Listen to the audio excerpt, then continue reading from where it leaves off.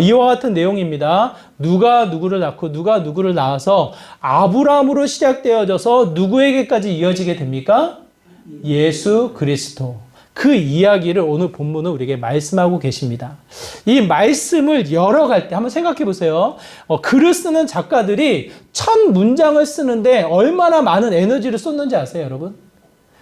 저도 이제 나름 설교를 준비하고 작성을 하다 보면 첫 문장이 잘 쓰이면 뒤에 있는 문장이 술술술 나가요. 반대로 첫 문장이 잘 안 풀리고 한 문장이 안 나오면 그날은 그야말로 죽쓰는 날이에요. 글이 안 써져. 이게 쭉쭉쭉 나가지가 않아요. 그만큼 한 문장, 처음을 시작하는 그 패턴이 얼마나 중요한지를 보게 되어집니다. 오늘 본문, 이 마태복음 1장 1절, 마태복음 1장을 열어가는 데 있어서 마태가 때로는 이 성경이 하나님의 감동으로 이루어졌다고 하는데 하나님의 이 마음이 얼마나 집중해서 우리에게 메시지를 주고 있겠냐고요, 여러분. 우리는 쉬운 패턴, 우리는 좀 이렇게 반복되어지는 내용으로 쉽게 넘어가고 때로는 이거구나 읽지 않고 넘어가는 듯 싶은데요. 그 첫 문장 앞부분의 내용이 얼마나 비중 있게 다뤄져야 될지를 한번 생각해 보세요. 본문의 배경을 한번 생각해 봅니다. 지난주에 스가랴와 말라기, 이 구약의 마지막을 닫으면서 몇 년의 시간이 지난다고 제가 말씀을 드렸어요. 신약의 말씀이 주어지는 그 시간, 이 시간의 간격이 무려 400년의 시간이 지난다고 제가 말씀드렸어요. 400년의 시간 속에 암흑기, 침묵기로 제가 표현을 했습니다. 그만큼 말씀이 닫히고 말씀이 사라진, 말씀이 흩어진 그와 같은 시대에 오늘 본문 마태복음 1장 1절의 말씀이 빛과도 같이 그 말씀이 주어지는 상황인 것을 보게 되어져요. 신약의 이 배경으로 네 그룹을 생각해 보면 이 당시의 문화, 이 당시의 흐름, 이 당시의 종교적인 마음을 엿볼 수가 있는데 이렇습니다. 한 그룹이 대제사장, 구약에서부터 세워진 대제사장이 있어요. 우리가 알고 있듯이 대제사장은 한 사람이에요, 한 사람. 그런데 신약의 배경에 따라서 대제사장은 또 세워지고 또 세워지고 또 세워져서 여러 사람의 대제사장이 남게 되어져요. 종교적으로 순수성이 세워져 있습니까? 사라지는 상황일까요? 여러분, 한번 생각해 보세요. 구약의 말씀에 근거해서 한 사람의 대제사장을 위험 있게 세웠다면 아무 문제가 없을 터인데 아마 나중에 마태복음을 읽고 또 사도행전을 읽다 보면 대제사장의 이름이 여러 사람이 나와요. 이게 뭐지? 헷갈려요. 그만큼 혼탁한 헷갈리는 시대의 종교성을 가지고 있는 상황으로 우리가 엿볼 수가 있는 거예요. 그렇죠? 대제사장 옆에 누가 있습니까? 사두개인들이 있어요. 성전을 중심으로 활동했던 사람이 대제사장과 함께 사두개인이 있는데 이 사두개인은 어떠한 사람들이냐면 대제사장과 함께 같이 이 출신들이 모여있는 그룹이에요. 그룹. 대제사장을 거쳐서 또 한 그룹이 모여있는 사두개인들. 여기는 종교성만 가지고 있는 것이 아니라 또 어떠한 마음을 가지고 있냐면 누구한테 잘 보여야 돼요? 이스라엘 백성을 다스리고 있는 나라, 어떠한 나라? 로마 제국에게 잘 보여야 되는 거예요. 그러다 보니까 사두개인들은 이 대제사장으로서의 종교성을 가지고 있지만 그 종교성으로 끝나지 않는 정치적인 색을 가지고 있는 사람들이에요. 그 사람들의 순수성이 느껴지시나요, 여러분? 오직 하나님만을 믿는 사람들이구나. 그렇게 느껴지셔요? 그렇지 않죠. 우리가 알고 있듯이 정치, 우리가 알고 있듯이 세상의 권위를 바라보며 나가는 사람들의 흐름은 나름대로의 계산이 들어가요. 그러다 보니까 사두개인들 성전 중심으로 모임을 하고 성전 중심으로 여러 가지 활동들을 하지만 종교색과 이 정치색이 섞여 있다 보니까 혼탁한 그룹의 모습을 보게 되어집니다. 자연스럽게 이스라엘 백성들이 그렇게 존경하지 않아요. 또 한 그룹이 있습니다. 대제사장과 사두개인, 그 옆에 어떠한 그룹이 있어요? 성전 중심으로 모여있는 사람들이 순수하지 않으니까, 성전 중심으로 모여서 활동하는 사람들이 말씀대로 하는 것 같지 않으니까 어떠한 그룹이 나타나요? 회당을 중심으로 움직이는 바리새인들 파가 나타나요. 바리새인들. 이 바리새인들은 철저하게 말씀을 연구하고 철저하게 말씀대로 살고자 하는 사람들이에요.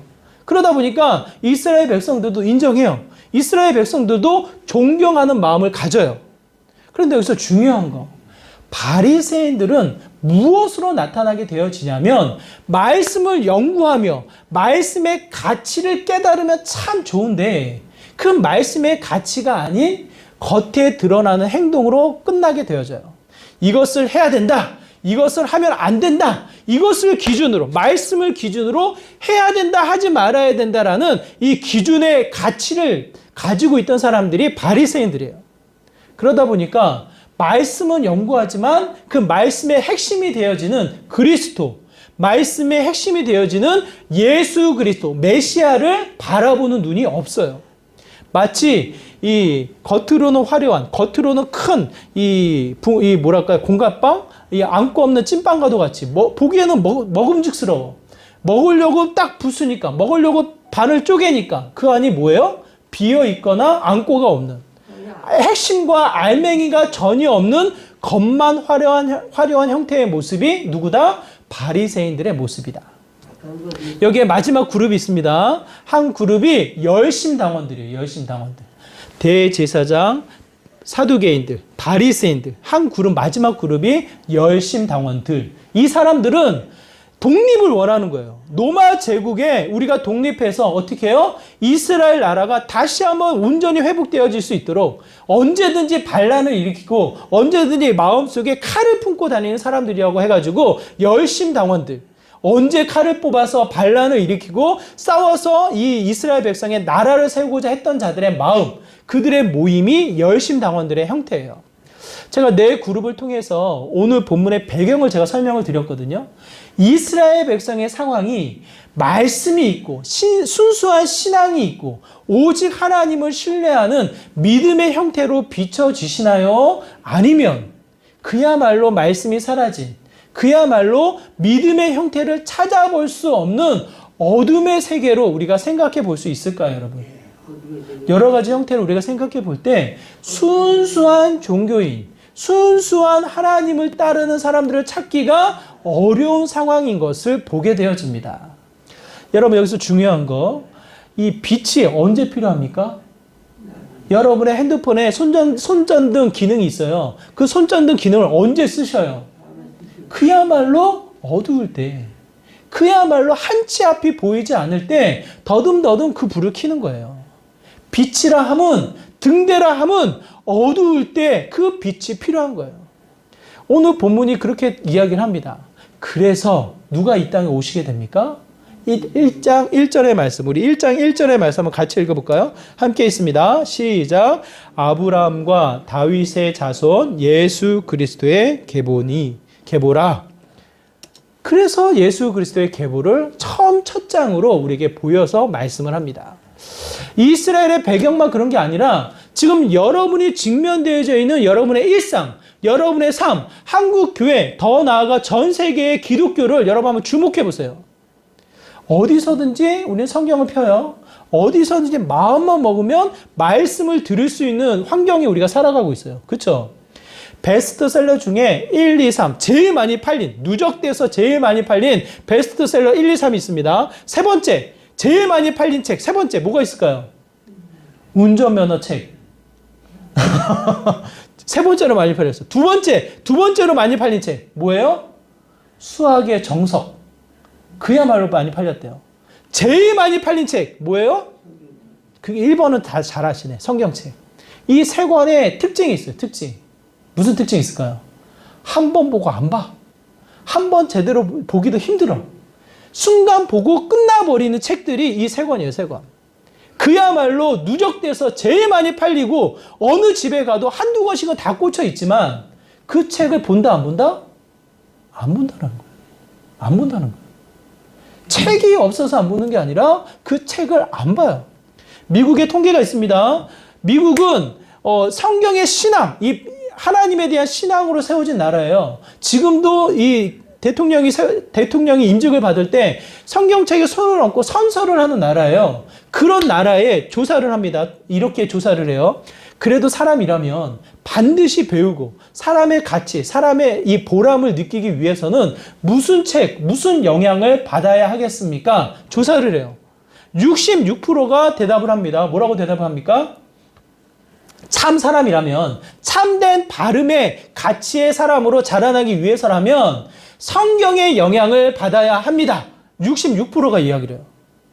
66%가. 아, 그래도 이 대통령이 손을 얹고 선서하는 나라니까 뭐가 다르구나. 이렇게 생각이 들지요. 이어서 물어봐요. 그러면 그 성경책을 얼마나 읽습니까? 58%가 성경책을 안 읽어요. 58%가. 66%가 좋다 생각을 해요.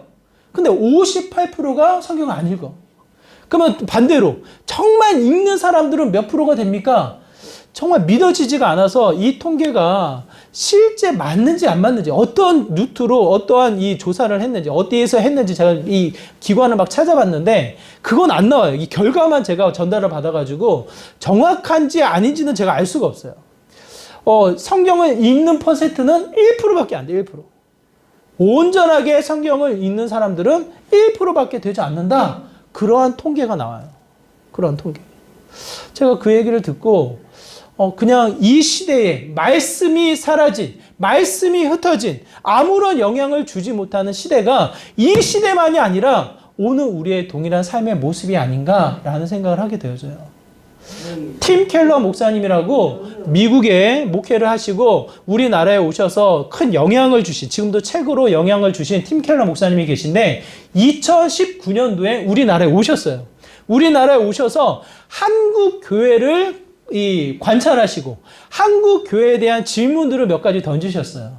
그 질문을 들었을 때에 쉽게 답이 나오지 않는, 참 많은 고민을 하게 만드는 질문이셨어요. 첫 번째 질문이 이래요. 정말 적극적으로 신앙생활하는 사람들이 몇 퍼센트가 됩니까? 교회 다니지 않는 사람 빼고 교회 다닌다라고 하는 이 주일날 예배를 드린다라는 수많은 사람들에게 묻는 거예요. 정말 적극적으로 말씀을 붙잡고 하나님을 믿고 따르는 삶을 사는 사람들 몇 명이나 됩니까? 그걸 물어보는 거예요. 그 목사님이 어떠한 조사와 어떠한 관찰로 이야기했는지 모르겠지만 아마 미국의 상황을 반영하신 게 아닌가 싶어요. 20%가 안 될 거라고 얘기를 하시더라고요. 20%. 우리 교인이 만약 40명이라면 20%면 몇 명이에요? 8명이에요. 8명. 저는 굉장히 많은 수라고 생각합니다. 20%가 되지 않는 신앙인들이 굉장히 적게 신앙생활을 하는 삶을 살 거라고. 나머지는 뭐예요? 나머지는 똑같은 거예요. 열심당원들, 바리새인들, 사두개인들, 여러 가지 형태의 그 시대, 그 상황, 그 문화에 젖어 들어가는 형태로 남아있을 것이다라는 질문이에요. 두 번째 질문합니다. 정말 교회를 기대하시냐고. 교회를 생각하면 기쁘고, 교회를 생각하면 설레이고, 소망이 넘쳐서 기대감이 부풀어 오르시냐고. 한번 속으로 답해보세요. 속으로 답해보세요. 교회를 안 다니는 사람은 전혀 기대감이 없어요. 교회에 관심이 없어요. 오히려 교회를 향한 불만, 교회를 향한 이 여러 가지 손가락질하는 형태로 치닫게 되어지지 교회에 대한 기대감이 없어요. 이미 정부가요, 여러 가지 일들을 해요. 이 불의한 이웃, 여러 가지 도와야 될 일들, 복지가 너무 잘 돼 있어서 예전에는 교회나 예전에는 믿는 사람들이 했던 일들을 이미 정부가 많이 하고 있어요. 이미 교회라는 단체가 뒤처져 있어서 그것을 앞서서 행하는 형태, 기대감, 소망 나눠주는 단체가 되지 않았어요, 이미. 그러면 우리 스스로 하나님을 믿고 하나님을 따르는 우리들은 교회를 생각했을 때 설레이나요? 교회를 생각했을 때 마냥 기쁘신가요, 여러분? 제가 지난주 금요일 날 우리 집사님이 오셔가지고 꽃을 심으셨어요. 아유, 꽃을 열심히 심으셨습니다. 감사하게도 지나가는 사람들이 그 꽃을 봐요. 그 꽃을 보면서 흐뭇해하며 지나가더라고요. 굉장히 저는 마음이 교차를 해요. 왜? 기분이 좋죠. 교회에 심겨진 꽃을 보고 이 흐뭇해하는 마음으로 지나가니까 얼마나 기분이 좋겠어요, 저는. 근데 한편으로는 씁쓸해. 왜? 교회 자체는 보질 않아. 교회 자체에 대한 기쁨, 교회에서 흘러나오는 향기, 교회를 통해서는 설레임, 기대감, 그것은 안 느껴지나 봐요. 어때요, 여러분? 저 꽃은 길면 올해 한 해 가고 시들어 버려요. 또 심어야 돼요. 그게 꽃의 향기예요, 꽃의 향기. 근데 말씀의 향기는 다르잖아요. 신앙의 향기는 다르잖아요. 죽음을 이기시고 부활의 영원한 생명을 허락하신 예수 그리스도의 능력은 비교할 바가 아님에도 불구하고 그의 설레임, 그의 기쁨, 그의 이 기대감이 쉽게 안 나타나는 거예요. 여기서 구체적인 질문을 또 하나 던집니다. 팀 캐너 목사님이 하시는 말씀이에요. 마지막, 이 기독교 문화가 있냐고. 여러분, 기독교 문화가 있습니까? 없습니까? 여러분의 삶의 공간에 기독교 문화가 있어요? 없어요? 여러분. 예전에는 기독교 문화가 있었어요. 성탄절. 이 성탄절을 위해서 9월 달부터 준비를 했어요. 문화개방. 기억나시죠? 반주, 신앙송, 연극, 꽁트.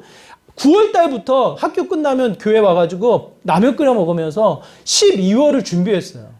그러면서 아이들이 연극, 배우, 이 꿈을 키워나가는 게 이 교회의 장이었어요. 문화였어요, 문화. 우리 다음 주에는 우리가 이 계란을 삶아서 계란을 나눠요. 부활절에 계란을 나누는 일을 해요. 그냥 그야말로 활동이죠, 활동. 이벤트죠, 이벤트. 아무것도 아니지만 계란, 부활절, 계란을 교회 안 다니는 사람에게 나눠주면서 드세요. 줄인 배려도 이걸로 통해서 채우시고 그나마 이걸 통해서 생명의 부활, 생명의 은혜를 다시 한번 생각해 보세요. 계란을 나누는 일을 했어요, 여러분. 기독교 문화가 곳곳에 있었어요, 곳곳에. 4월 1일 날 청주시에서 나무를 나눠줬어요. 감나무, 매실나무, 대추나무를 나눠줬어요. 왜 나눠줘요? 왜 심어요? 4월 1일 날 굳이 나눠주는 이유가 뭐예요? 4월 5일이라는 식목일. 그래도 이날은 우리가 잘 먹고 잘 살자라는 나무를 심자라는 이 운동이 예전부터 새마을 운동부터 이어졌던 거예요. 그게 남아서 4월 1일에 나무를 심고 나무를 나눠주고 그걸 통해서 문화가 형성되어지는 것을 보게 되어져요.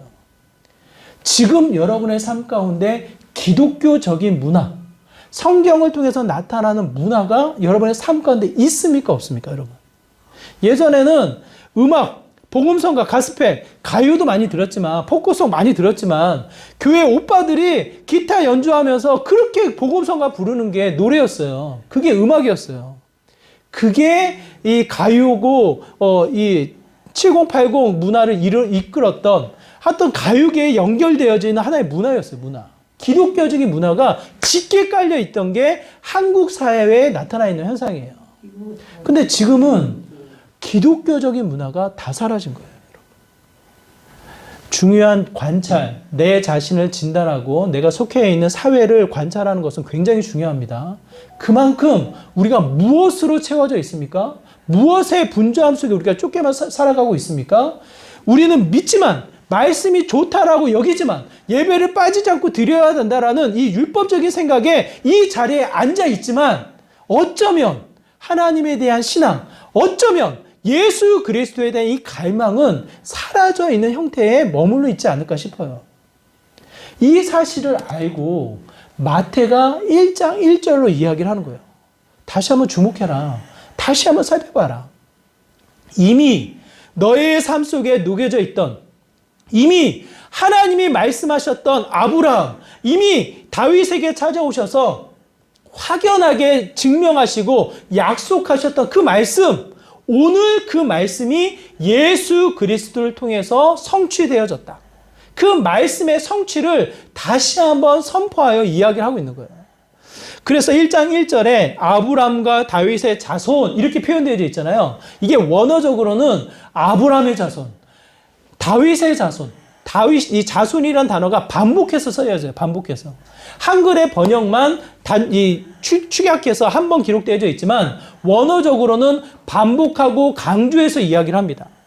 자, 아브람에게 하나님이 무슨 약속을 하십니까? 우리가 이 구약 총론을 통해서 살펴볼 때 이 앞부분 언약, 약속에 대해서 이야기할 때 제가 말씀드렸어요. 창세기 12장 2절. 창세기 12장 2절 같이 읽을까요? 함께 있습니다. 시작. 내가 너로 큰 민족을 이루고 내게 복을 주어 내 이름을 창대하게 하리니 너는 복이 될지라. 아브라함에게 찾아오셔서 일방적으로 하나님이 하신 약속, 그 약속을 오늘 본문에서 이루셨다. 성취하셨다. 더 나아가 사무엘하 7장 16절. 다윗에게 주신 약속 함께 있습니다. 시작. 내 집과 내 나라가 내 앞에서 영원히 보존되고 내 왕위가 영원히 경고하리라 하셨다 하라.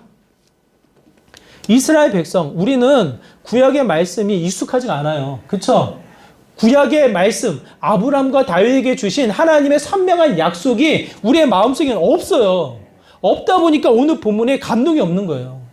이스라엘 백성은 이 말씀이 잊혀지지가 않아요. 아브라함에게 찾아오셔서 내 큰 민족을 이루겠노라고, 너를 통해서 창대하게 그 후손을 두겠노라고 말씀하시면서 더 구체적으로는 다윗 왕을 통해 성전을 짓고자 하는 다윗에게 성전을 허락하지 않으시고 너가 성전을 짓기 전에 오히려 내가 하나님께서 너의 후손을 통해 영원한 나라에 영원한 왕위를 세우겠노라고 이스라엘 백성들에게 선명하게 약속하신 말씀, 그 말씀을 잊혀지지 않고 붙잡고 있는 이스라엘 백성들에게 끄집어 당겨서 말씀하시는 거예요. 그 말씀이 이루어졌느니라. 예수 그리스도를 통해서 이루어졌느니라 반복해서 이야기를 합니다. 이 패턴을 사용해서 이야기하는데 22절의 말씀이에요. 우리가 읽진 않았지만 22절에 보면 이와 같은 패턴이 나옵니다. 함께 읽을게요. 시작. 이 모든 일이 된 것은 주께서 선지자로 하신 말씀을 이루려 하심이니 이르시되, 이게 패턴이에요. 이게 반복되어져요. 이게 마태복음에서 반복되어지고 구약의 말씀이 거의 한 130번 정도가 인용되어지면서 강조되어진 건 뭐예요? 하나님이 주신 말씀을 예수 그리스도를 통해서 성취하셨다. 그것을 이루셨다라는 것을 이야기합니다. 여러분, 여기서의 강조점은, 여기서의 우리에게 주어지는 의미는 이래요.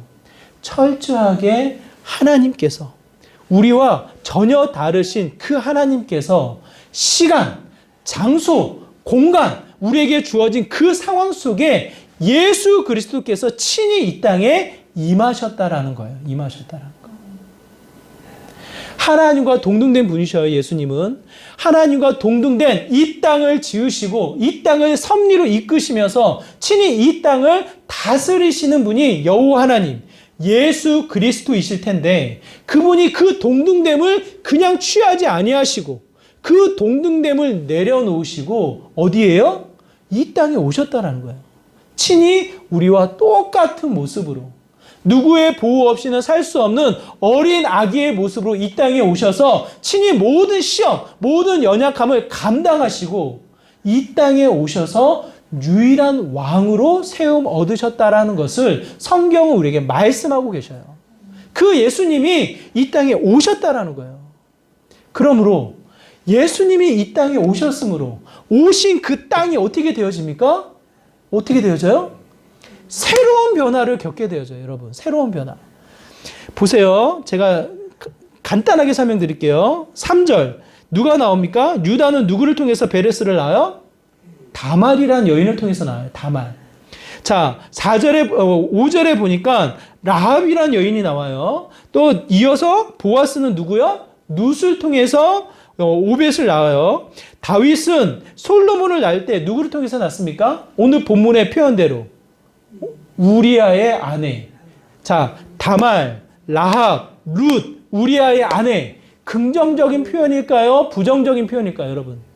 자, 우리나라도 족보를 보면 이 딸의 자녀들 족보에 올라가요, 안 올라가요? 올라가요? 예전엔 안 올라갔잖아요. 요즘에나 이제 이 자녀를 세워주고 존중해서 넣지만 예전의 족보에 의하면 여자분들은 이름을 안 넣었어요.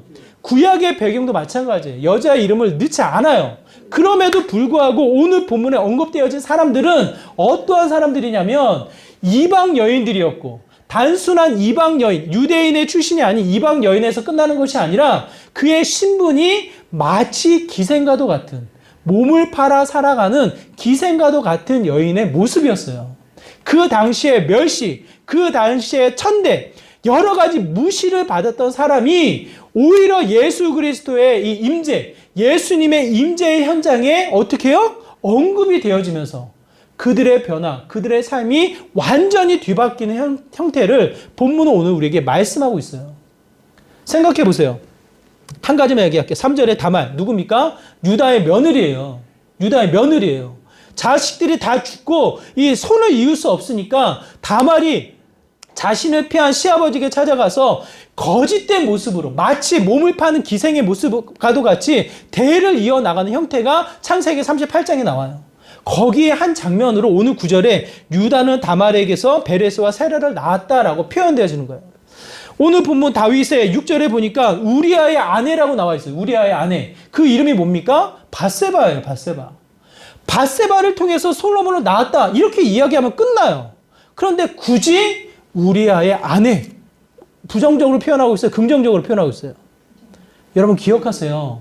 친히 이 땅에 오신 예수님은 빛으로 이 땅에 오셔서 우리의 죄, 우리의 어두움, 이 세상의 암울한 모든 시대를 다시 비추시고 그 시대를 어떻게 합니까? 새롭게 변화시키셔요. 새롭게 하나님 나라를 세워나가시는 놀라운 역사가 있음을 시작하는 거예요, 여러분. 오늘 본문을 기록하고 있는 마태는 어떤 사람입니까? 마태는 세리예요, 세리.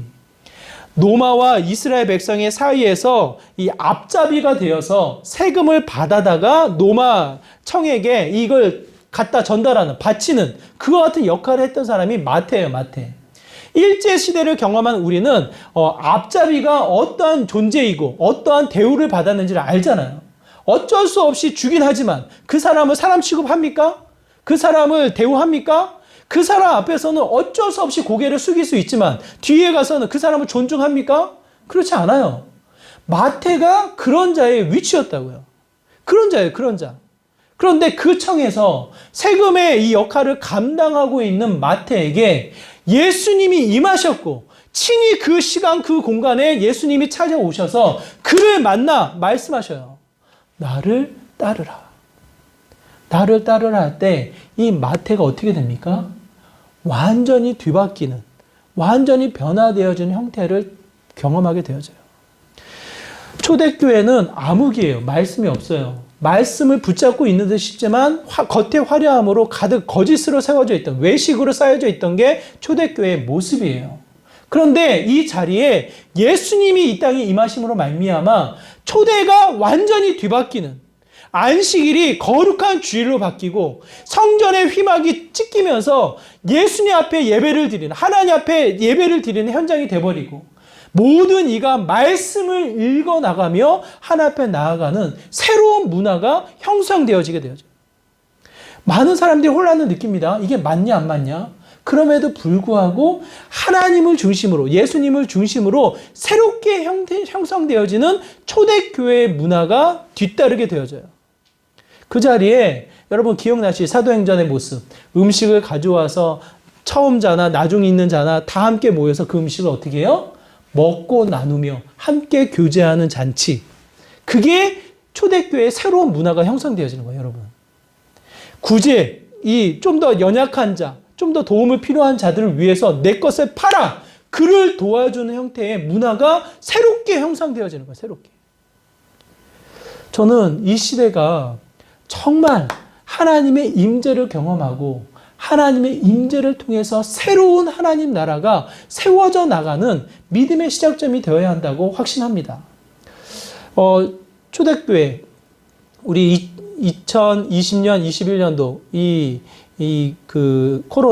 코로나19의 상황을 지나가면서 많은 사람들이 걱정을 해요. 많은 수가 교회를 떠났다. 예전에 예배를 드렸던 사람들이 떠나서 예배를 드리지 않는다. 뭐 여러 가지의 걱정과 우려를 해요. 어쩌면 그 시간이 당겨져서 4월달, 5월달, 6월달에 우리에게 임할지 모르겠습니다. 하나님 나라가 어떻게 임할지 모르겠지만 그 시작점 앞에 오늘 본문의 말씀을 여러분 선명하게 기억하시기 바라요.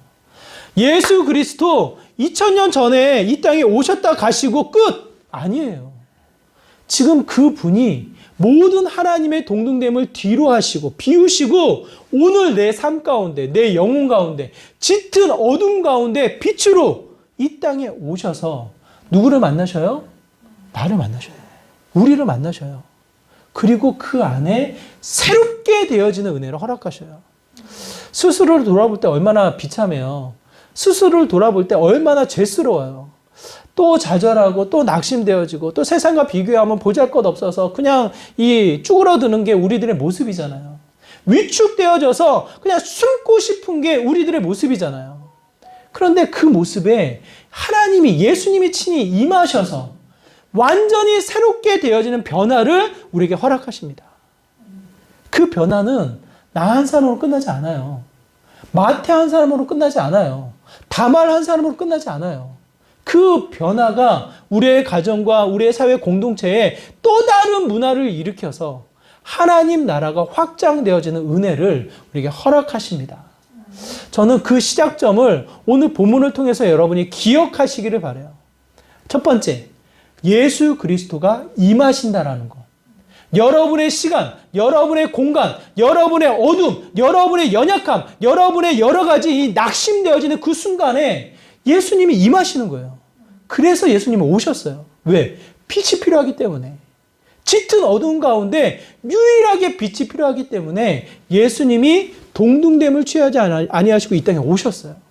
이 표현을 히브리서는 이렇게 이야기합니다. 히브리서 4장 14절 15절 우리 함께 읽습니다. 시작. 그러므로 우리에게 큰 대제사장이 계시니 승천하신 이 곧 하나님의 아들 예수시라. 우리가 믿는 도리를 굳게 잡을지어다. 우리에게 있는 대제사장은 우리의 연약함을 동정하지 못하실 이가 아니요 모든 일에 우리와 똑같이 시험을 받으신 이로되 죄는 없으시니라.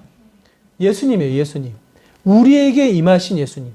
우리의 시간과 공간, 우리의 문제 앞에 임하신 예수님. 뭐라고 이야기합니까? 성령 하나님으로 이 땅에 오셨기 때문에 죄는 없으셔요. 우리랑 달라요. 죄는 없으셔요. 하지만 어린 아이에서부터 서른에 이르기까지 비참한 십자가의 죽음을 감당하시면서 부활의 영광을 이루신 예수 그리스도. 동일한 시험을 감당하셨다.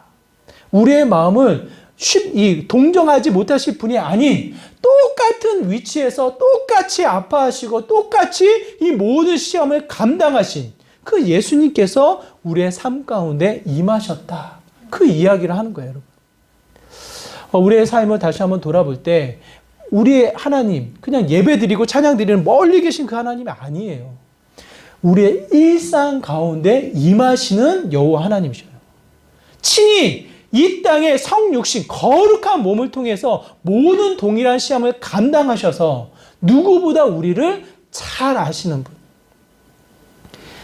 실망과 낙심과 실패와 기대와 설레임 속에서 또 찾아오는 이 두려운 마음까지 모든 것을 아시는 예수 그리스도. 그분을 통해 두 번째 뭡니까? 완전히 새로워져요. 완전한 변화를 겪게 되어져요. 오늘 본문에 나타나 있는 다말, 라합, 룻, 우리아의 아내, 심지어는 마태에 이르기까지 그들의 일상을 통해서는 멸시와 천대, 그야말로 존중받을 수 없는 이 존재의 모습이지만 오늘 성경은 그를 주목해요. 성경은 오히려 그들을 두드려서 우리로 하여금 그들을 바라보도록, 그들을 집중해서 보도록 이야기를 하고 있어요. 그들의 신분은 비참하지만 그들의 모습은 존중받을 수 없는 모습일 수 있지만 오히려 예수님을 통해서 완전히 변화되어진 새로운 모습을 이야기합니다. 더 나아가 마지막 세 번째, 새로운 하나님 나라를 형성해요. 새로운 하나님 나라의 문화를 만들어 나가게 되어져요. 저는 여러분이 이 세 번째를 놓치지 않았으면 좋겠어요. 식사할 때 기도하세요.